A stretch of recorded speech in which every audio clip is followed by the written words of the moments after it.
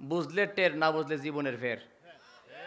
বাইঙ্গা কইতাম না, বুঝলে টের, না বুঝলে জীবনের ফের। যেমন নবীর যুগে কোরআনে জের জবর ছিল না, কথা কি বুঝেন? নবীজির যুগে কোরআনে কোনো জের জবর ছিল না, এটা পরে লাগানো হয়েছে, এটাও বেদাত। নবীর যুগে মাইক আসিল নি? উত্তর দিছে না তো। নবীর যুগে মাইক আসিল নি? এটাও তো বেদাত। এটা কি বেদাত? নবীর যুগে এমন ক্যামেরা আসিল, মোবাইল আসিল, বেদাত কিনা? যেই হুজুরে বেদাত কই, এই হুজুরের পকেটে মোবাইল আসেনি? ঘুমাই গেছেন কেউ? যেই হুজুরে বেদাতের ওয়াজ করে, এই বেদাতি হুজুরের ওয়াজ ইউটিউবে আসেনি, ফেসবুকে আসেনি? নবী ফেসবুক চালাইছে? বুঝা বুঝা উত্তর দিবেন। নবী ফেসবুক চালাইছে? ইউটিউব চালাইছে? তার যুক্তি হলো নবী যেটা করছে না, সাহাবী যেটা করছে না, আমি করতাম না। তাহলে হুজুর আপনি কইতাছেন এটা বেদাত, এটা বেদাত। বিপ্লব মিডিয়া ভাই ভালো করে রেকর্ড করে রাখেন, এটা আপনার বড় দলিল। নবী কি ফেসবুক চালাইছে? ইউটিউব চালাইছে? তাহলে তুমি ফেসবুকও চালাইতে পারো, ইউটিউবও চালাইতে পারো, এই বেদাতটা মজা লাগছে। মাইক নবীর যুগে ছিল না, মাইক দিয়ে ওয়াজ করতে পারো, এটা মজা লাগে। নবীর যুগে ফ্যান ছিল না, ফ্যান দিয়ে নামাজ পড়তে পারো, এটা মজা লাগে। নবীর যুগে টাইল ছিল না, এখন লাগাইছে, এটা মজা লাগে। নবী কোনোদিন শার্ট পরে নাই, তুমি শার্ট পরতে পারো, এটা মজা লাগে। নবী কোনোদিন জিন্সের ফ্যান পরে নাই, এটা পরতে পারো, এটা মজা লাগে। নবী তোমার মতো মস্তানি চুল রাখছে না, তুমি এটা রাখতে পারো, এটা মজা লাগে। তুমি মনে যে এটা চায় হিডাই করতে পারো, সব বেদাত মজা লাগে। শুধু নবীর সালামটাই সুক্কা লাগে। নবীরে সালাম দিলে সুক্কা লাগে, দলিল খুঁজো। তোমার গায়ে যে কত বেদাতের আখড়া লাগে গেছে, ইডি মজা লাগে। রাগ করছেন নাকি?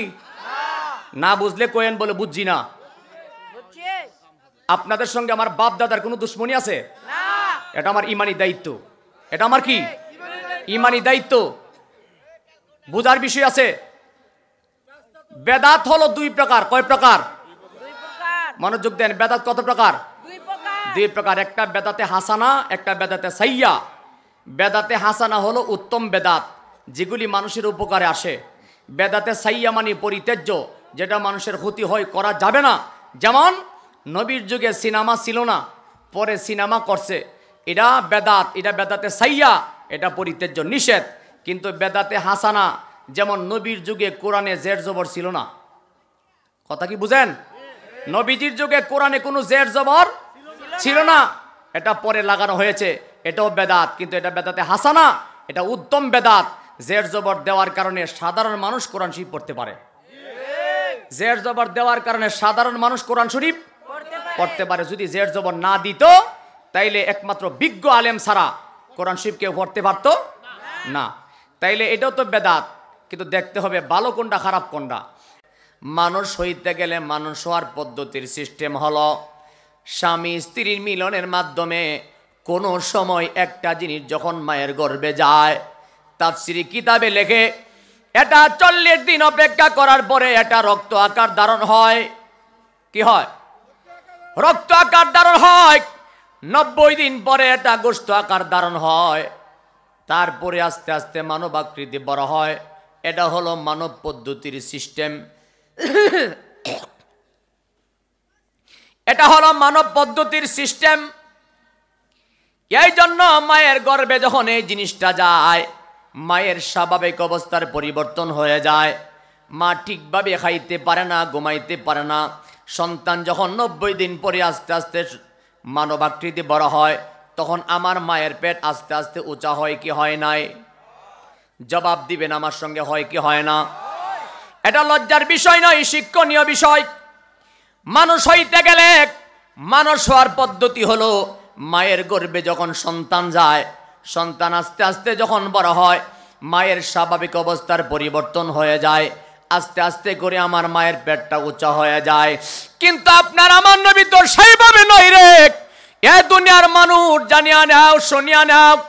মা আমেনা বলেন, আল্লাহ জাতের কসম করে বলছি, যেদিন আমার স্বামী আব্দুল্লাহর সঙ্গে আমার বিয়ে হয়েছিল, আমি যেদিন আমার স্বামীর ঘরে গেলাম, সেদিন আমার স্বামীর চেহারার দিকে হঠাৎ করে তাকায়া দেখলাম আমার স্বামীর কপালে কি জানি একটা জলমল জলমল করে। আমার তো নতুন বিয়ে হয়েছে, আমি স্বামীর দিকে ডাইরেক্ট তাকাইতেও পারি না, বলতেও পারতেছি না, কিন্তু স্বামীর কপালে কি জানি নূরের মতো জলমল জলমল করে রে। আমার মনে কামনা, আমার মনে বাসনা, আমার মনে ইচ্ছে হইতেছে আমি যদি আমার স্বামীর কপালে একটা চুমা খাইতে পারতাম, কিন্তু আমার মনে বাসনা, আমি ভয় পাচ্ছি, লজ্জা পাইতেছি, কেমন করে বলবো। মা আমেনা রাদিয়াল্লাহু তাআলা বলেন, আমি আমার স্বামীকে সর্বপ্রথম কদম বসি করে আমার স্বামীকে বললাম, স্বামী গো, যদি বেয়াদবি ক্ষমা করেন, কিছুই মনে না করেন, আমি আপনার কপালে একটা চুমা খাইতে চাই। বাবা আব্দুল্লাহ ডাক দেয়া বলে, বিবি, জীবনের প্রথম তোমার সঙ্গে বিয়ে হয়েছে আমার, কিন্তু সবার আগে তুমি এই আবদারটা কেন করলা? মা আমেনা বলেন, বেয়াদবি মাফ করবেন, আমার মনে ইচ্ছা হইতেছে আপনার কপালে আমি একটা চুমা খাওয়ার জন্য। বাবা আব্দুল্লাহ অনুমতি দিলেন। মা আমেনা বাবা আব্দুল্লাহর পেশানিতে যখন চুমু লাগাইলেন, কপালের মধ্যে যখন চুমু লাগাইলেন, সাথে সাথে মা আমেনা বলেন, আমি যখন আমার স্বামীর কপালের মধ্যে চুমা লাগাইলাম, আমি দেখতে পাইলাম আমার নাকের মধ্যে কি জানি একটা গ্যারান লাগছে, মুহাম্মদী নূর গর্বে চইলা গেছে। তাফসিরে জালালাইন মানে জালাল দয়, অর্থাৎ দুই জালাল কিতাবটা লিখেছেন। তাফসিরে জালালাইন, জালালাইন মানে জালাল দয়, অর্থাৎ দুই জালাল।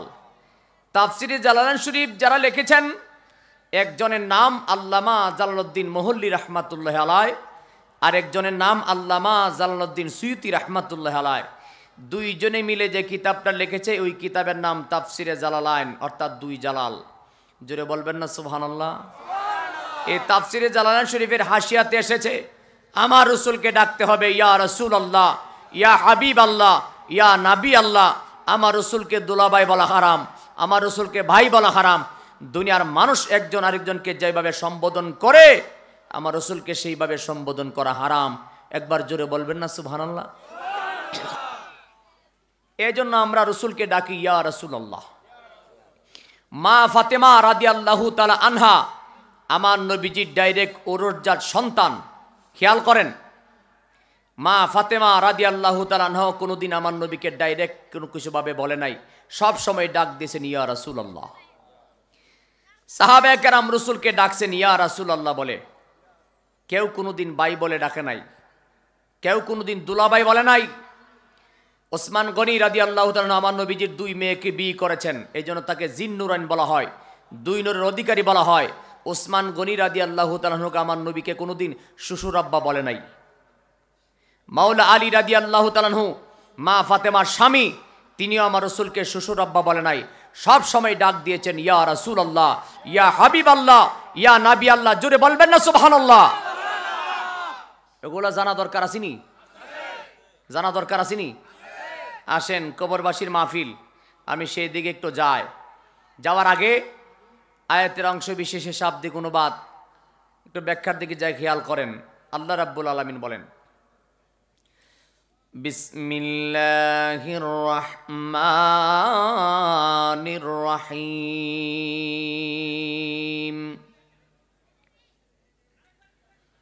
মিনহা খালাকনাকুম ওয়া ফিহা নুঈদুকুম ওয়া মিনহা নুখরিজুকুম তারাতান উখরা।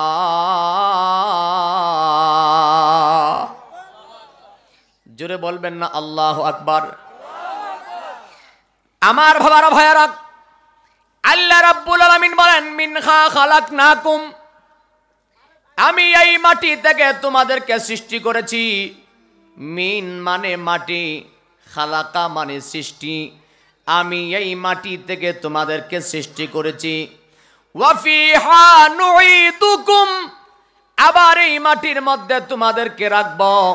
ওয়া মিনহা নুখরিজুকুম তারাতান উখরা, আবার সেই মাটি থেকে তোমাদেরকে পুনরুত্থান করব, আবার জিন্দা করব। আমার ভাবারা ভাইয়ারা, বুঝার বিষয় হলো আল্লাহ রাব্বুল আলামিন বলেছেন তোমাদেরকে এই মাটি থেকে সৃষ্টি করেছি, আবার এই মাটিতে রাখবো, আবার এখান থেকে জিন্দা করব। এই আয়াতের তাফসিরের ভিতরে দেখলাম আল্লামা ইবনে আব্বাস রাদিয়াল্লাহু তাআলা আনহু, যিনি হলো রাইসুল মুফাসসিরিন, যার ব্যাপারে খোদার জগতের কোনো বিকল্প কোনো মত নাই। খোদার জগতের মুফাসসিরদের মুফাসসির যিনি রাইসুল মুফাসসিরিন, যার নাম হযরত আব্দুল্লাহ ইবনে আব্বাস রাদিয়াল্লাহু তাআলা আনহু, তিনি আয়াতের তাফসির করতে যাইয়া তিনি বুঝাইতে লাগলেন মিন খালাকনাকুম। এই আয়াতের মিন টার্গেট হলো আপনার আমার আদি পিতা, মানব জাতির প্রথম মানব জাতির মহামানব হযরতে আদম আলাইহিস সালামকে বোঝানো হয়েছে। একবার জবান খুলে বলেন না আল্লাহু আকবার। এই জন্য আল্লাহ রাব্বুল আলামিন কোরআনুল কারীমে 5 প্রকারের মানুষের কথা উল্লেখ করেছেন। জোরে বলেন সুবহানাল্লাহ। মানুষ কত প্রকার? আমার সঙ্গে জবাব দিবেন, মানুষ কত প্রকার? 5 প্রকারের মানুষ। খুব মনোযোগ। 5 প্রকারের মানুষের ভিতরে এক প্রকার মানুষ হলো আগুন, পানি, মাটি, বাতাসের পয়দা, যিনি হযরত আদম আলাইহিস সালাম। কিন্তু হাওয়া আলাইহিস সালামের মাঝে কোনো মাটি নাই, তিনি হাড্ডির পয়দা। একটু জোরে বলবেন না সুবহানাল্লাহ। আদম আলাইহিস সালামের বাম পাজের হাড্ডির থেকে হাওয়া আলাইহিস সালামকে বানানো হয়েছে। এই কথার ভিতরে হুদার জগতের কোনো মুন্সি মৌলবীর কোনো দ্বিমত নাই, সবাই একমত জানে এবং মানে। হযরত হাওয়া আলাইহিস সালামকে আদম আলাইহিস সালামের বাম পাজের হাড্ডি থেকে বানানো হয়েছে। 3 নাম্বার মানুষ হলো রূহুল্লাহ, রূহের পয়দা। হযরত ঈসা আলাইহিস সালাম তিনি হলো রূহুল্লাহ, আল্লাহর রূহের পয়দা। ঈসা নবীর মাঝে কোনো মাটি আসেনি। ওয়াজে মনোযোগ নাই। ঈসা রূহুল্লাহ, তিনি রূহের পয়দা। ঈসা নবীর মাঝে কোনো মাটি আছে? ওয়াজ মনে বুঝে না। ঈসা নবীর মাঝে কোনো মাটি আছে? তিনি রূহুল্লাহ, তিনি রূহের পয়দা। আর আপনি আমি হইলাম বীর্যের পয়দা। আপনার আমার জন্য আল্লাহ কোরআনে বলেছেন নুতফাতিন, আপনি আমি নুতফার পয়দা। কোরআন কারিমে আরেক জায়গায় আল্লাহ বলেছেন সলসালিন কাল ফাখার, আমি এক প্রকার সলসল থেকে মানুষ বানাইলাম। আরেক জায়গায় বলা হয়েছে মাই, মাই মানে পানি, আমি এক প্রকার তরল পানি থেকে মানুষ বানাইলাম। বোঝার জন্য বলছি, মনোযোগ দিবেন মুসলমান। এক জায়গায় আল্লাহ বলেন সলসালিন কাল ফাখার, আমি সলসল থেকে মানুষ বানাইলাম। আরেক জায়গায় বলেন নুতফাতিন, আমি নুতফা থেকে মানুষ বানাইলাম। আরেক জায়গায় বলেন মাই, আমি পানি থেকে মানুষ বানাইলাম। আরেক জায়গা বলতেছে মিন খালাকনাকুম, আমি এই মাটি থেকে তোমাদেরকে সৃষ্টি করেছি। তাইলে এতগুলো কারণ কেন? এতগুলো কারণ কেন? এই কারণগুলি দ্বারা আল্লাহ বুঝাইলেন দুনিয়ার সমস্ত মানুষকে এক পাল্লা দামাফা যাইতো না। দুনিয়ার মানুষের পদ্ধতি হলো 5 প্রকার। এক প্রকার মানুষ আগুন, পানি, মাটি, বাতাসের পয়দা, যিনি হযরতে আদম আলাইহিস সালাম। 2 প্রকার মানুষ হাড্ডির পয়দা, যিনি হযরতে হাওয়া আলাইহিস সালাম। 3 প্রকার মানুষ হলো রূহের পয়দা, ঈসা রূহুল্লাহ, তিনি রূহের পয়দা। 4 প্রকার মানুষ হলো আপনি আমি নুতফার পয়দা। 5 প্রকার মানুষ হলো নূরুল্লাহ, আপনার আমার নবী হলো নূরুল্লাহ, আল্লাহ নূর হইতে পয়দা। জোরে বলেন আল্লাহু আকবার। আল্লাহ আল্লাহ ইয়া রাসূলুল্লাহ। আমার ভাবারা, এই জন্য দুনিয়ার সমস্ত মানুষকে যদি এক পাল্লা দামাফেন, আপনি যদি বলেন তিনিও মানুষ আমিও মানুষ, ইমান আসিনি? ঘুমাই গেছেন গো? আমি কি ওরে গালি দিতাছি, বক্তাছি? আমার বাসা বুঝেননি? অমন ঘুমায় না রে, নাম জপ আল্লাহর, একদিন ঘুমাইবা তুমি কবরের মাজার। অমন ঘুমায় না রে।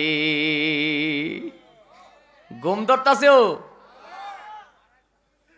10টার সময় মাইকটা ধরা দরকার ছিল আমার, তাইলে কমপক্ষে 2-3 ঘন্টা চলতো। মারহাবা কোন? কিন্তু এখন যত রাত বাড়ামো তত আপনাদের কষ্ট হইব। হ্যাঁ, ও কি চমৎকার আল্লাহর বাজারে রাসূল জাবিনদার, ও কি চমৎকার আল্লাহর বাজারে রাসূল জাবিনদার। আল্লাহ নিজে মালিক, নিজেই বেচে, নিজে মালিক, নিজেই বেচে, রাসূল আবার খরিদার। আল্লাহর বাজারে রাসূল জাবিনদার, ও কি চমৎকার আল্লাহর বাজারে রাসূল। হুজুর কেমনে কি কইলেন বুঝলাম না। খুদার খুদায়তের মালিক কে? জান্নাত বানাইল কে? জাহান্নাম বানাইল কে? এক কথায় খুদার খুদায়তের সবকিছু বানাইল কে? জান্নাত বানাইল আল্লাহ, কিন্তু জান্নাতে নেওয়ার জন্য সুপারিশ করনেওয়ালা অধিকার বানায়া দিলেন নবী মুহাম্মদুর রাসূলুল্লাহ সাল্লাল্লাহু আলাইহি ওয়াসাল্লাম। একবার জবানটা ছেড়ে বলেন না মারহাবা। এরা মুসলমান, কি বুঝাইতে চাইলাম? ঈসা নবী হলো রুহুল্লাহ, আল্লাহর রুহের বৈদাক। ঈসা নবীর মাঝে কোনো মাটি নাই। আপনি যদি বলেন হুদার জগতের যত নবী রাসূল আছে, যত মানুষ আছে, সবাই আমার মতো মানুষ, ঈমান থাকবেনি? কেন কেন? এটা কবরবাসীর মাহফিল, আমি সেই সম্পর্কে কিছু কথা বলবো। তবে মেহেরবানি করে একটা কথা মনোযোগ দিয়ে আমার দিকে খেয়াল করেন। আপনি আমি যখন মায়ের গর্ভে ছিলাম, মানুষ হইতে গেলে মানুষ হওয়ার পদ্ধতি, মানুষ হওয়ার সিস্টেম খুব খেয়াল করেন। আপনাদের কি মনোযোগ আছে? আমার ভাবারা হয়ে রাখ, মানুষ হইতে গেলে মা সাবাতাবি সুন্নাহ, ওই কিতাবের মধ্যে এসেছে মানুষ হইতে গেলে মাদারেজুন নবুয়াত কিতাবের মধ্যে কথাটা উল্লেখ আছে। মানুষ হইতে গেলে মানুষ হওয়ার পদ্ধতির সিস্টেম হলো স্বামী স্ত্রীর মিলনের মাধ্যমে কোনো সময় একটা জিনিস যখন মায়ের গর্ভে যায়, তাফসীরি কিতাবে লেখে এটা 40 দিন অপেক্ষা করার পরে এটা রক্ত আকার ধারণ হয়। কি হয়? রক্ত আকার ধারণ হয়। 90 দিন পরে এটা গোশত আকার ধারণ হয়। তারপরে আস্তে আস্তে মানব আকৃতি বড় হয়। এটা হলো মানব পদ্ধতির সিস্টেম। এটা হলো মানব পদ্ধতির সিস্টেম। এই জন্য মায়ের গর্ভে যখন এই জিনিসটা যায়, মায়ের স্বাভাবিক অবস্থার পরিবর্তন হয়ে যায়। মা ঠিকভাবে খাইতে পারে না, ঘুমাইতে পারে না। সন্তান যখন 90 দিন পরে আস্তে আস্তে মানব আকৃতি বড় হয়, তখন আমার মায়ের পেট আস্তে আস্তে উঁচা হয় কি হয় নাই? জবাব দিবেন আমার সঙ্গে, হয় কি হয় না? এটা লজ্জার বিষয় নয়, শিক্ষণীয় বিষয়। মানুষ হইতে গেলে মানুষ হওয়ার পদ্ধতি হলো মায়ের গর্ভে যখন সন্তান যায়, সন্তান আস্তে আস্তে যখন বড় হয়, মায়ের স্বাভাবিক অবস্থার পরিবর্তন হয়ে যায়। আস্তে আস্তে করে আমার মায়ের পেটটা উঁচা হয়ে যায়। কিন্তু আপনার আমার নবী তো সেইভাবে নয় রে। এ দুনিয়ার মানুষ জানিয়া নাও, শুনিয়া নাও। মা আমেনা বলেন, আল্লাহ জাতের কসম করে বলছি, যেদিন আমার স্বামী আব্দুল্লাহর সঙ্গে আমার বিয়ে হয়েছিল, আমি যেদিন আমার স্বামীর ঘরে গেলাম, সেদিন আমার স্বামীর চেহারার দিকে হঠাৎ করে তাকায়া দেখলাম আমার স্বামীর কপালে কি জানি একটা জলমল জলমল করে। আমার তো নতুন বিয়ে হয়েছে, আমি স্বামীর দিকে ডাইরেক্ট তাকাইতেও পারি না, বলতেও পারতেছি না, কিন্তু স্বামীর কপালে কি জানি নূরের মতো জলমল জলমল করে রে। আমার মনে কামনা, আমার মনে বাসনা, আমার মনে ইচ্ছে হইতেছে আমি যদি আমার স্বামীর কপালে একটা চুমা খাইতে পারতাম। কিন্তু আমার মনে বাসনা, আমি ভয় পাচ্ছি, লজ্জা পাইতেছি, কেমন করে বলবো। মা আমেনা রাদিয়াল্লাহু তাআলা আনহা বলেন, আমি আমার স্বামীকে সর্বপ্রথম কদম বসি করে আমার স্বামীকে বললাম, স্বামী গো, যদি বেয়াদবি ক্ষমা করেন, কিছুই মনে না করেন, আমি আপনার কপালে একটা চুমা খাইতে চাই। বাবা আব্দুল্লাহ ডাক দেয়া বলে, বিবি, জীবনের প্রথম তোমার সঙ্গে বিয়ে হয়েছে আমার, কিন্তু সবার আগে তুমি এই আবদারটা কেন করলা? মা আমেনা বলেন, বেয়াদবি মাফ করবেন, আমার মনে ইচ্ছা হইতেছে আপনার কপালে আমি একটা চুমা খাওয়ার জন্য। বাবা আব্দুল্লাহ অনুমতি দিলেন। মা আমেনা বাবা আব্দুল্লাহর পেশানিতে যখন চুমু লাগাইলেন, কপালের মধ্যে যখন চুমু লাগাইলেন, সাথে সাথে মা আমেনা বলেন, আমি যখন আমার স্বামীর কপালের মধ্যে চুমা লাগাইলাম, আমি দেখতে পাইলাম আমার নাকের মধ্যে কি জানি একটা গ্রান লাগছে, মুহাম্মদী নূর গর্বে চইলা গেছে। জোরে বলি আল্লাহু আকবার। তুমি আমি মায়ের গর্বে গেছি, আমি আমার আব্বা আম্মার মিলনের দ্বারা। খুব মনোযোগ। আর আপনার আমার নবী মা আমেনা বলেন, আমি আমার স্বামীর কপালে চুমু খাইলাম, মুহাম্মদী নূর আমার গর্বে চলে গেল। এই জন্য আপনার আমার নবী রাহমাতুল লিল আলামিন যখন মায়ের গর্বে যায়, মা আমেনা বলেন, খুব খেয়াল করেন, দুনিয়ার মানুষের মানুষ হওয়ার পদ্ধতি হলো মায়ের মাসিক বন্ধ হওয়া। কথা কয় না? এটা লজ্জার বিষয় নয়, শিক্ষণীয় বিষয়। মায়ের মাসিক যদি বন্ধ না হয় সন্তান হবে না।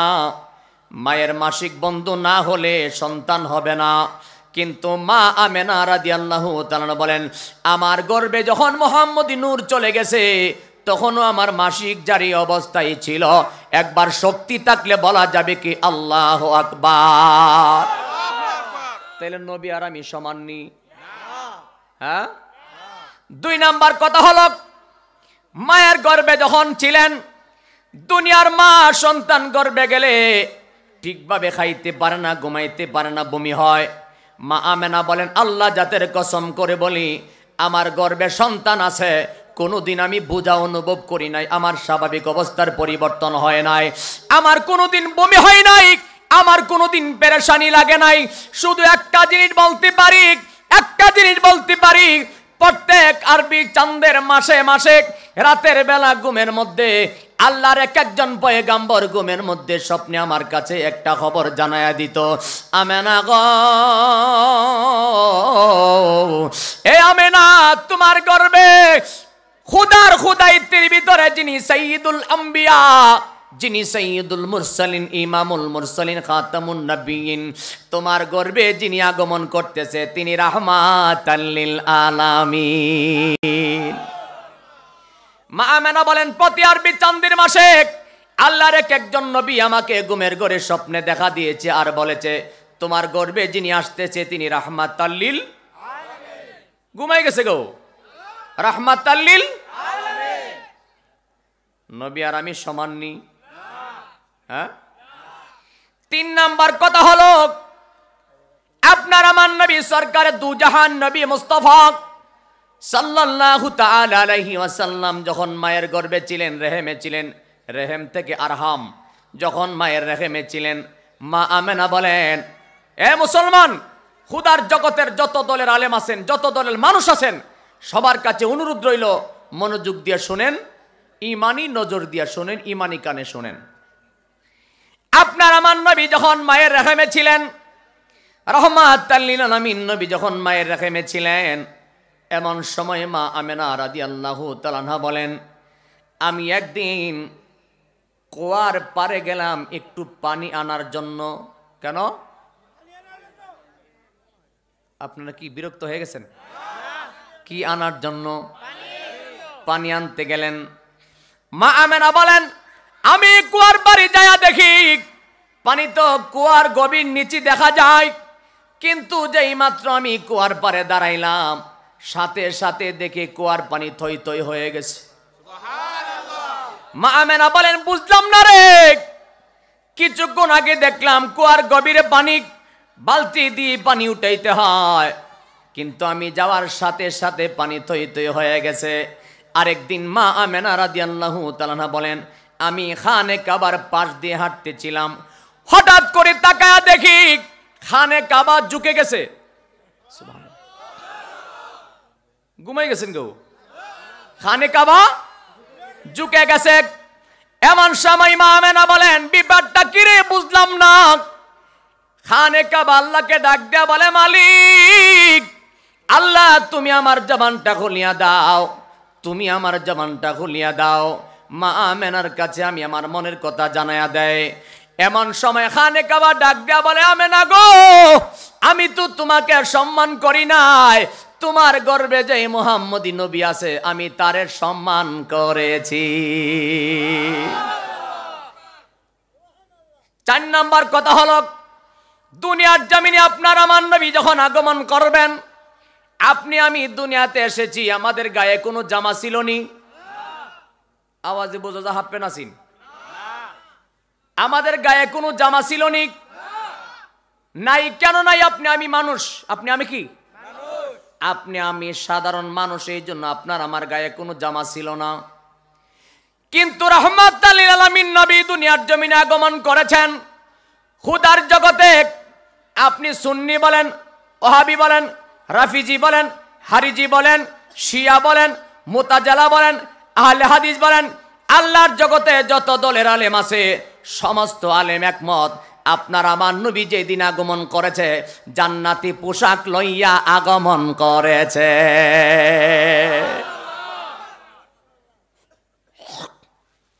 বাবার আমার, আপনার আমার নবী দুনিয়াতে আগমন করেছে জান্নাতি পোশাক পরিধান অবস্থায়। তাইলে নবী আর আমি সমান নি? এখন অনেকে ভালো মন্দ কিছু কয় না, নবী আর আমি সমান নি। খুব মনোযোগ। এবার এর পরের কথায় আসেন, আপনার আমার নবী রাহমাতাল লিল আলামিন জান্নাতি পোশাক পরিধান অবস্থায় এসেছে। এর পরের কথা হলো, আমি যখন দুনিয়ার জমিনে আগমন করলাম, আমার মায়ের নারের সঙ্গে আমার কালেকশন ছিল কিনা? নাকি বানায় কইতাছি? আমার মায়ের নারের সঙ্গে আমার কালেকশন ছিল কিনা? মায়ের নারের সঙ্গে আমার কালেকশন ছিল। যেই মা আমাকে খালাস করেছেন, যাকে দায় মা বলা হয়, ওই মা কিচি দিয়া কাটছে কিনা? কিচি অথবা ব্লেড যে কোনো দিয়া কাটছে কিনা? আপনার আমার নবী যখন দুনিয়ার জমিনে আগমন করেছে, মা আমেনা বলেন, আল্লাহ জাতের কসম করে বলছি রে দুনিয়াবাসী, আমার সন্তান দুনিয়ার জমিনে আগমন করেছে জান্নাতি পোশাক পরিধান অবস্থায়, এমনকি খতনা করা অবস্থায়, এমনকি আমার নারীর সঙ্গে তার ডাইরেক্ট কালেকশন ছিল না। আল্লাহ অল কমপ্লিট করে দুনিয়ার জমিনে পাঠাইছে। এরপরে কি কইবেন নবী আমার মতো? বেমজা লাগতেছে? বলে কত ওয়াজই তো শুনছি, এজতের বেতালা ওয়াজ তো আর শুনলাম না। বেতালাটা শুননা নেন, তাইলে ইমানটা শক্ত থাকবো, ইমানটা সহি থাকবে। আল আকিদাতুল হিয়া জাবিয়াতুল ইমান, আকিদা হইল ইমানের খুঁটি। এই বাঁশের পাল্লা ছাড়া যেমন প্যান্ডেলটা থাকতো না, আকিদা ঠিক না থাকলে ইমান থাকে না, ইমান ঠিক না থাকলে আমল কাজে লাগে না। কথা কি বোঝা যায়? আল আকিদাতুল হিয়া জাবিয়াতুল ইমান, আকিদা হইল ইমানের খুঁটি। এই জন্য আকিদা শক্ত করে মজবুত করে ধরার দরকার আছে না নাই? এখন আপনার আকিদা কি নূরের না মাটির? মাহফিলে মনোযোগ নাই। এখন আপনাদের আকিদা কি নবী নূরের না মাটির? ডরে অনেকে উত্তর দেয় না, বলে হুজুর সারা জীবন তো উল্টা পাল্টা শুনছি। বেমজা লাগে? যদি আপনি প্রমাণ করতে পারেন নবী মাটির, আমি আপনাকে বলবো আপনি কোরআন থেকে, হাদিস থেকে, ইজমা কিয়াস থেকে নবীকে মাটির বুঝাইবেন। আমি শুধু আপনার কাছে এই কথাটা বলবো, আপনি আমার সঙ্গে জবাব দিবেন। ভালো করে মনোযোগ দিয়ে শোনেন। আমি যখন আমার মায়ের গর্ভে ছিলাম, আমার মার পেট উঁচা হয়েছে, কিন্তু রাহমাতাল লিল আলামিনের মা বলেন, ওরে দুনিয়াবাসী জানিয়া রাখ রে, আমার সন্তান আমার গর্ভে আছে, আমার পেটটা জাররা পরিমাণ উঁচা হইছে না। এরপরে আসেন, আপনার আমার নবী যখন দুনিয়ার জমিনে আগমন করলেন, মা আমেনা বলেন, আমার সন্তানটা যখন আমি শোয়াইলাম, যেদিন আমার সন্তান আমার গর্ভে আগমন করেছেন, যেদিন দুনিয়ার জমিনে আগমন করেছেন, এমন সময় তাকে দেখি আমি শাম দেশে রাজপ্রাসাদটা পর্যন্ত আমি পরিষ্কার নিজের চোখে দেখতে পাইতেছি। আমার নবীজির একজন চাচি, খুব খেয়াল করেন, তিনি বলেন, আমার নবীজির দাদা আব্দুল মুত্তালেব তিনিও বলেন, মা আমেনা রাদিয়াল্লাহু তাআলা আনহা তিনিও বলেন যেদিন রাহমাতুল লিল আলামিন দুনিয়ার জমিনে তাশরিফ এনেছে, আমি শাম দেশের রাজপ্রাসাদটা পর্যন্ত নূরে মুহাম্মদী নূরের দ্বারা আলোকিত হয়ে গেছে, পরিষ্কার দেখতে পেয়েছি। আর আমারে যদি কোনো জায়গায় বাতি সাইরা দেয়, উল্টায় ফুলটায় ঘুরে যাবো, কথা কয় না। আমার বাবাজি কি বুঝাইতে চাইলাম, এখন আসেন মূল আলোচনার ভিতরে যাই। এই তো কবরের আলোচনার মধ্যে সামনে ঢুকতেছি, ভালো করে শুনবেন। কবরে যখন আপনাকে আমাকে দেওয়া হয়, কবরের মধ্যে যখন রাখা হয়, কবরে যাওয়ার পরে কবরে ফেরেশতা আসবে কিনা? আরো আসতে বলেন, আসবে কিনা? ফেরেশতা কিসের তৈরি? আমি আপনাদের কাছে অনুরোধ রাখবো, মেহেরবানি করে আমার সঙ্গে জবাব দিবেন, রাগ করবেন না। ফেরেশতারা কিসের তৈরি? তাইলে ফেরেশতার চাইতে আমার নবীর পাওয়ার কম না বেশি? ফেরেশতার চাইতে আমার নবীর সম্মান কম না বেশি? হযরতে জিবরাইল আলাইহিস সালাম ফেরেশতা না নবী? হযরতে জিবরাইল আলাইহিস সালাম ফেরেশতা না নবী? হযরতে আজরাইল আলাইহিস সালাম ফেরেশতা না নবী? বুঝেননি আমার ভাষা? বুঝলে একটু হুহা করেন। জিবরাইল ফেরেশতা না নবী? জিবরাইল ইসলাম ফেরেশতা না নবী? আজরাইল আলাইহিস সালাম ফেরেশতা না নবী? আজরাইল যদি ফেরেশতা হইয়া এটা কি গ্রাম? বড় ফলাইয়া, হ্যাঁ, আমার জন্মের পরে প্রথমে নাম শুনছি, আমি আর এই নাম কোনোদিন শুনি নাই। বড় ফলাইয়া, আমার বিশ্বাস আজকে যাদের ঈমান খারাপ তারাও যাইবে ফলাইয়া। কথা বলেন ঠিক কিনা? এ বড় ফলাইয়ার মুসলমান, বিবেক দিয়া শুনবেন, মনটাকে নরম করিয়া দেন। আজরাইল আলাইহিস সালাম ফেরেশতা, তিনি তো নবী নয়। এই বড় ফলাইয়ার জমিনে যদি কোনো একজন মানুষ মারা যায়, পাশের গ্রামে যদি কোনো একজন মানুষ মারা যায়, তামাম পৃথিবী থেকে একই সময়ে যদি 1 লক্ষ মানুষ মারা যায়, আপনারা জবান খুলে বলেন, আজরাইল যে জান কবজ করে সত্য না মিথ্যা? এই আপনারা ডামের কাজ আড়ালে গিয়া করেন, মানুষ আপনার দিকে চাইতেছি ওয়াস্ত হইয়া। জবান খুলে বলেন আল্লাহু আকবার। আরো জোরে বলি আল্লাহু আকবার। আমার বাবারা ভাইয়ারা, আজরাইল তো নবী নয়, আজরাইল হলো ফেরেশতা। তিনি যদি একই টাইমে একই সময়ে 1 লক্ষ মানুষের জান কবজ করতে পারে, এই ক্ষমতাটা দিল কে? আরো আসতে বলেন কে?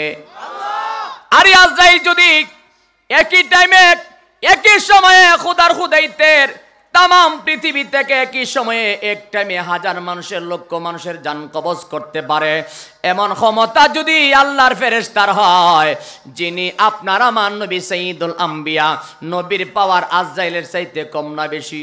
আরে মুসলমান, খুদার জগতের কোন মানুষের রূহ নিলে, কারো রূহ নিলে অনুমতি লাগে না, কিন্তু আজরাইল আলাইহিস সালাম আপনার আমার নবীর কাছে যায় অনুমতি চাইছে, হুজুর আপনি অনুমতি দিলে ঢুকবো।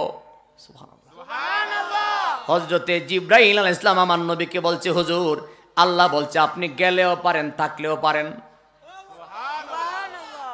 খুদার জগতে কোন মুন্সি মৌলবীর কথা কইছি না জিবরাইল আইসা যে হুজুর আপনি থাকলেও পারেন, গেলেও পারেন কইছে? আমার নবীজির কাছে আইসা জিবরাইল বলে, হুজুর আল্লাহ আমাকে পাঠিয়েছে, আপনি গেলেও পারেন, থাকলেও পারেন, তবে আমার আল্লাহ একটা কথা বলেছে, আমার মালিক আপনার দিদারের অপেক্ষা করতেছে। সাথে সাথে আমার নবী বলেছিল, ও জিবরাইল, আমার মালিক যদি আমার অপেক্ষায় থাকে, আমি আজরাইলকে অনুমতি দিলাম, আজরাইল তুমি আসো আমার জানটা কবজ করিয়া নাও। তাইলে যে নবীর কাছে আজরাইল অনুমতি নিয়ে যাইতে হয়, যে নবীর কাছে জিবরাইল অনুমতি নিয়ে যাইতে হয়, ওই নবীর পাওয়ার তাদের চাইতে কম না বেশি?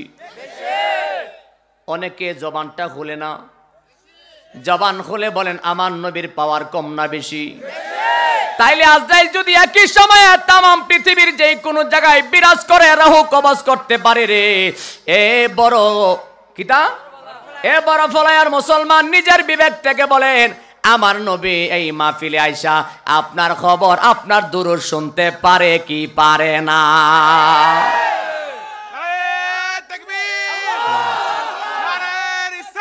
ইয়া রাসূলুল্লাহ জিন্দাবাদ।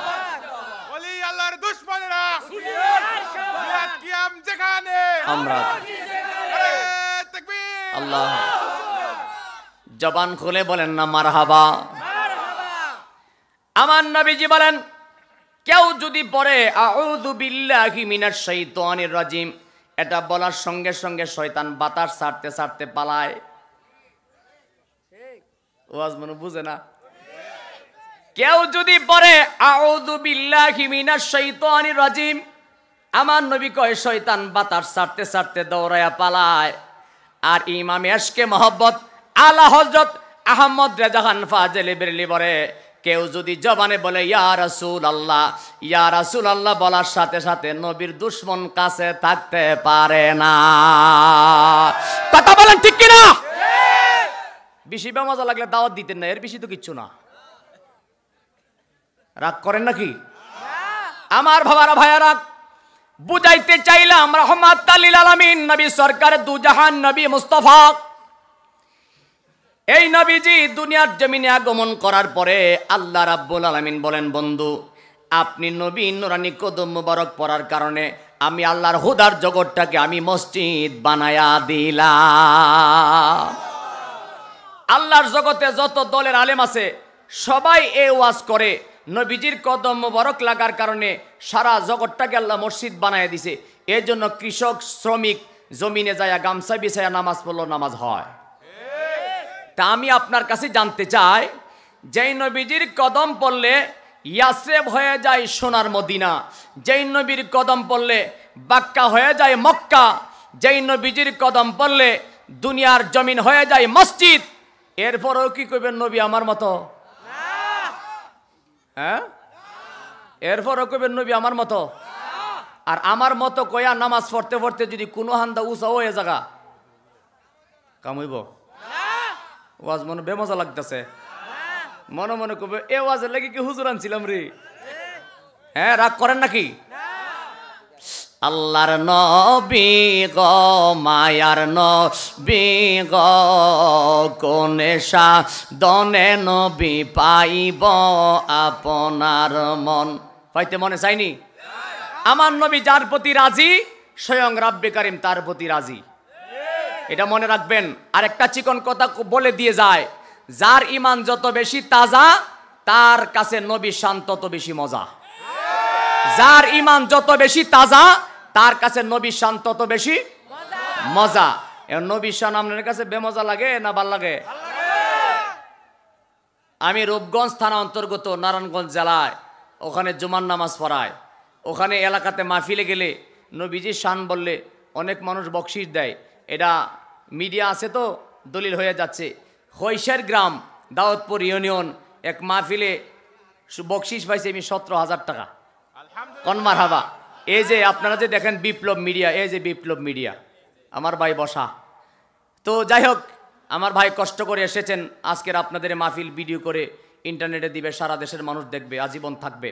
আমি বুঝাইতে চাইলাম যে 17,000 টাকা পাইছি আমি বকশিশ, 100 টাকা 500 টাকা করে মানুষ যে আমার দিছে, তার মানে কি এটা কি আমার জন্য দিছে নাকি নবীর মহব্বতে? এটা আপন আপন পীর মুর্শিদের মহব্বতে, নবীর মহব্বতে দিছে। কথা বলেন ঠিক কিনা?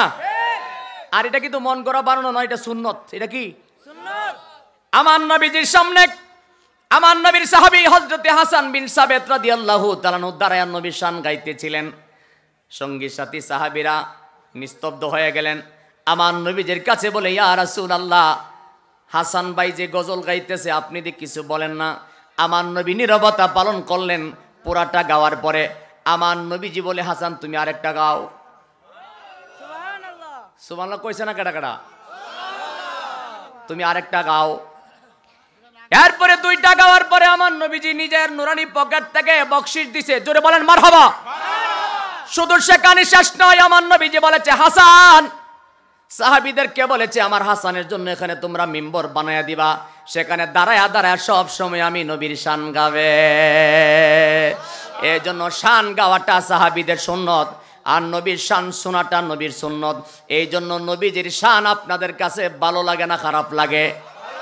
এই জন্য বলেন আল্লাহর নবী গো মায়ার নবী গো, কোনে সাধনে নবী পাইব আপনার মন। আল্লাহর নবী গো মায়ার নবী গো, কোনে সাধনে নবী পাইলে আপনার দর্শন, ধন্য হইতো আমার জীবন। ঠিক কি না? আরে আমার নবীর দর্শন যে পাইছে, আমার নবীজির সঙ্গে যার দিদার হয়ে গেছে, তার জন্য জাহান্নামের আগুন হারাম হইয়া গেছে।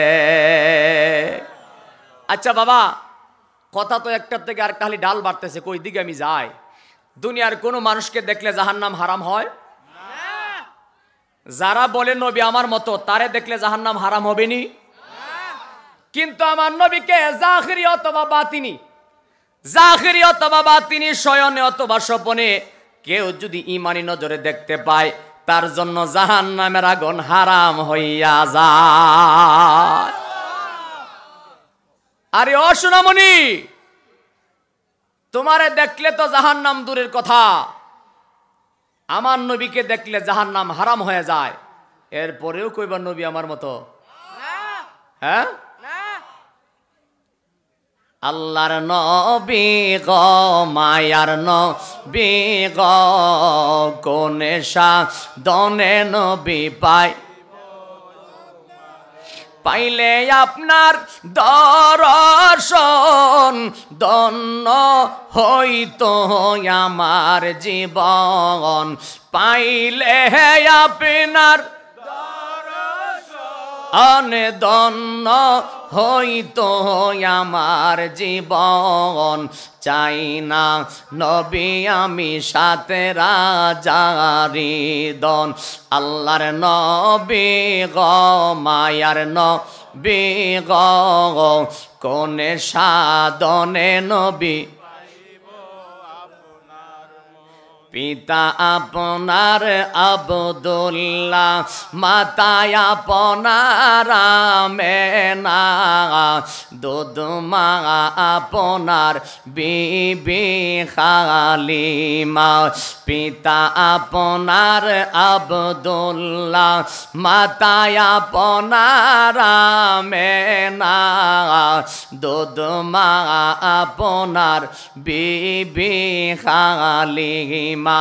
27 বছর মেরাজে, 63 বছর দুনিয়াতে। মারহাবা কোন নাও, বকশিস টকশিস কেউ দে না, অতি মেহনত করে লাভ নেই। কি গো, 27 বছর মেরাজে, 63 বছর দুনিয়াতে। কাঁদিলেন নবী উম্মতের কারণ। আল্লাহর নবী গো মায়ার নবী গো, কোনে সাধনে নবী পাইব আপনার মন। আল্লাহর নবী গো মায়ার নবী গো, কোনে সাধনে নবী পাইব আপনার মন। মাশাআল্লাহ, মারহাবা কোন। যে জন আপনার আশেকে হয়, তার কি আছে মরণের ভয়। সেই জন বই রে না কালে সমন। কথা ঠিক কিনা? আমার নবীর আশিক যিনি হয়ে যায়, আমার নবীর পাগল যিনি হয়ে যায় রে, আমার নবীর আশক মহব্বত যার অন্তরে থাকবে, আপনার আমার নবী জানায়া দিলেন আমার কোন একটা ঘাটি নাইবে উম্মত। খুব মনোযোগ, আমার নবী বলেন আমার কোন একটা ঘাটি নাইবে উম্মত বনে ইসরাইল 40 জন নবীর ক্ষমতা রাখবে। সুবহানাল্লাহ, জোরে বলবেন না? আমার নবীজি বলেন আমার এক একটা ঘাটি নাইবে উম্মত বনে ইসরাইল 40 জন নবীর ক্ষমতা রাখবে। জোরে বলেন না মারহাবা। বাবার আমার, এটা সাধারণ কথা নয়, আমার নবীজি বলেছেন আমার এক একটা খাঁটি নাইবে উম্মত বনে ইসরাইলের 40 জন নবীর ক্ষমতা রাখবে। এই কথা বলার পরে হযরতে জিবরাইল আলাইহিস সালাম ডাক দিয়ে বলে, হুজুর এটা কেমনে বুঝলাম না, কন্যা সুবহানাল্লাহ, মারহাবা বলেন না। আরে সে কি গরে রই রে যে শোনে বাবার মধুর বাণী রে, কথা ঠিক কিনা? এই কথাটা মনে হচ্ছে কয়ালাই ফায়দা, রাগ করবেন? বাবার মধুর ডাক শুনিয়া রে আমরা পাগল হইলাম রে। আরে কেউ পাগল হই দনে জনে, কেউ পাগল হয় বাবার প্রেমে রে। কেউ পাগল হয় দনে জনে, কেউ পাগল হয় বাবার প্রেমে রে। আমি অদম হইলাম পাগল নবীজির লাগিয়া রে, আমরা পাগল হইলাম রে। জোরে কন্যা আমার হাওয়া। আমার বাবাজি যিনি নবীর আশেক হবে, আমার নবী যে আমার এক একটা খাঁটি নাই উম্মত বনে ইসরাইল 40 জন নবীর ক্ষমতা রাখবে। জিবরাইল সালাম কই, হুজুর যদি কিছু মনে না করেন, বেয়াদবি মাফ করলে আমি তো কেমন কেমন লাগে। সুবহানাল্লাহ। আমার নবী কই, তুমি কি পরীক্ষা করবা, একটু দেখতে চাও? কই হুজুর আপনি যদি মেহেরবানি করেন। নবী যখন বলছে আমার উম্মত বনে এসে 40 জন নবীর ক্ষমতার পাওয়ার রাখবে, জিবরাইল ইসলাম তো তাজ্জব হয়ে গেছে। কারণ যেই জিবরাইল ইসলাম সমস্ত আম্বিয়া কেরামের ওহী আনয়ন করেছে মালিকের দরবার থেকে, কথা ঠিক কিনা? আমার নবী কই, তুমি কি দেখবা, পরীক্ষা করতে চাও? কই হুজুর আপনি অনুমতি দিলে। কই ঠিক আছে, তুমি আগামী দিন মসজিদের নববীর সামনে দাঁড়িয়ে থাকবা, দেখবা একটা লোক ঢুকবে সবার আগে, বাহির হইবে সবার পরে। সুবহানাল্লাহ কয় না? ঢুকবে সবার আগে, বাহির হইবে সবার পরে। হযরতে জিবরাইল আলাইহিস সালাম মসজিদের পাশে দাঁড়িয়ে আছে। এমন সময় দেখলেন একজন ব্যক্তি মসজিদের সবার আগে প্রবেশ করেছেন। নামাজ যখন শেষ হয়ে গেছে, দীর্ঘ সময় পার হয়ে যাচ্ছে, সবাই যখন চলে গেল, একজন ব্যক্তি বাহিরে আসে না। দীর্ঘক্ষণ সময়ের পরে যখন বাহিরে আসলেন, এমন সময় হযরতে জিবরাইল আলাইহিস সালাম ডাক দিয়া জিজ্ঞাসা করলেন, আপনার নামটা কি জানতে পারি? প্রথম তাকে সালাম দিয়া যখন নাম জানতে চাইলেন, এমন সময় যাকে জিজ্ঞাসা করেছেন তিনি উল্টা জবাব দিলেন, আমার নাম আবু বকর সিদ্দিক। জোরে বলেন রাদিয়াল্লাহু তাআলা। সময় সিদ্দিক আকবর বলে, আপনি কে, আপনার কি পরিচয়? এমন সময় তিনি বলতেছেন, হুজুর যদি কিছু মনে না করেন, আমার জীবনে একটা কামনা, একটা বাসনা ছিল। আমার পরিচয় দেওয়া পরে আমি একটু জানতে চাই, মেহেরবানি করে আপনি কি আমার কাছে বলবেন? আমার জীবনে একটা শখ ছিল, জীবনে যদি কোনোদিন আমি যদি কোনোদিন আল্লাহর জিবরাইল ইসলামকে দেখতে পাইতাম, আমার মনটা শান্তি হয়ে যাইত। সুবহানাল্লাহ। আমার মনটা শান্তি হয়ে যেত। সিদ্দিক আকবর বলেন, ঠিক আছে, আপনারে তুই যখন শখ আমি দেখতেছি। সুবহানাল্লাহ বলেন। কিছুক্ষণের ভিতরে চক্ষুটা বন্ধ করে নিলেন, আবার কিছুক্ষণের ভিতরে চক্ষুটা খুলিয়া সিদ্দিক আকবর ডাক দিয়া বলতেছে, কে কয় আপনি, কি পরিচয়, কোথায় আপনার ঘর, কোথায় আপনার বাড়ি?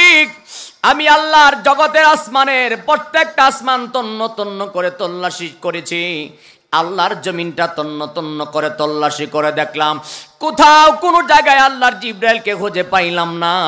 আমার প্রমাণ হয়ে গেছে আপনি জিবরাইল ছাড়া কেউ হবেন না। হযরতে জিবরাইল সালাম তাজ্জব হয়ে গেছে। আমার নবীজির কাছে আয়েশা বলে, ইয়া রাসূলুল্লাহ, আপনি যে বলছেন আপনার কথা সঠিক। সুবহানাল্লাহ। এখন আপনার কাছে জানতে চাই, আমার বাবাজিরা, সিদ্দিক আকবর তো নবী নয়, আমার নবীর উম্মত। আবু বকর সিদ্দিক যদি জমিনের উপরে দাঁড়ায়া আল্লাহর আসমান দেখতে পারে, জমিন দেখতে পারে, আজরাইলকে চিনায়া দিতে পারে, তিনি আজরাইল। আপনারা জবান খুলে বলেন, আমার নবীর উম্মতের যদি এমন পাওয়ার হয়, আমার নবী পারে কি পারে না? আল্লাহু আকবার। এরপরে আসেন হুজুর গাউসে বাগ বলেন নাজারতু ইলা বিলাদিল্লাহি জামাআন। গাউসে বাগ বলেন খোদার জগৎটা আমি গাউসে বাগ সরিষার দানার মতো দেখতে পাই। সবাই তো সুবহানাল্লাহ কইছে না? গাউসে বাগ যদি তামাম জগৎটা সরিষার দানার মতো দেখতে পায়, আপনারা বলেন আমার নবী দেখে কি দেখে না? আল্লাহ কোরআনে বলেন ফাসায়ারাল্লাহু আমালাকুম ওয়া রাসূলুহু ওয়াল মুমিনিন। আপনাদের কি মনোযোগ আছে? আছে। দোয়া করে নিতাম।